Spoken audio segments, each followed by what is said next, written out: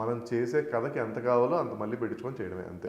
ఎందుకంటే ఇప్పుడు మనం ఇది హిట్ కొట్టాం కదా అని చెప్పి 10 కోట్లు అయ్యే కథని 20 కోట్లు పెట్టి తీయమంటాం కూడా కరెక్ట్ కాదు.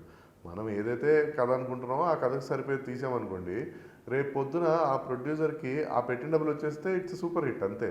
మీరు హిట్ ఏ కొలమానంలో కొలుస్తారు? కంటెంట్ వైజ్ కొలుస్తారా లేక డబ్బుల వైజ్ కొలుస్తారా? రెండిట్లో మనం హిట్ అవ్వాలన్న దాంట్లోనే మనం ఆలోచించాలి. ఓకే, అంతే.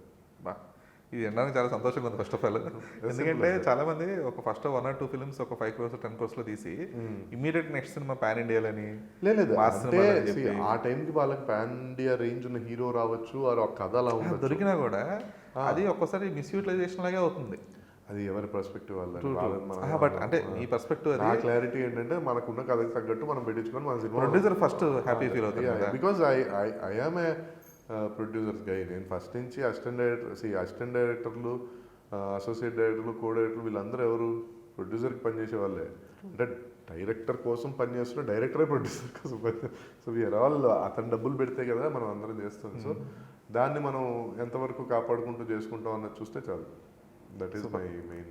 లేదు, ఎందుకంటే కాన్వాస్కి తగ్గట్టుగా బడ్జెట్ అనేది చాలా క్రూషియల్ డిసైడ్ అవ్వడం. నారి నడుములు ఉందండి.